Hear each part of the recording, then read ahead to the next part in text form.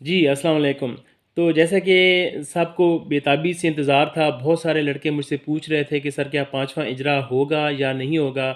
तो मैंने सबको पहले भी वीडियो में बताया हुआ कि इंशाल्लाह होगा, लेकिन अब कन्फ़र्म हो गया है, शेड्यूल जारी हो गया है, दिसंबर में 5वां इजरा हो रहा है। तो सबसे पहले तो बहुत-बहुत सबको मुबारकबाद, जो इंतज़ार कर रहे थे। अच्छा, इसका शेड्यूल जो है ना, वो मैंने अपनी फ़ेसबुक पे आप ग्रुप में केएलटी ग्रुप में भी लगा दिया है, लेकिन मैं आपको बता देता हूँ कि जो कंपनी ऑनर्स को जो डेट दी हुई है वो 2 से लेकर 6 दिसंबर तक जो है कंपनी ऑनर्स जो है वो एप्लीकेशन देंगे वर्कर्स के लिए।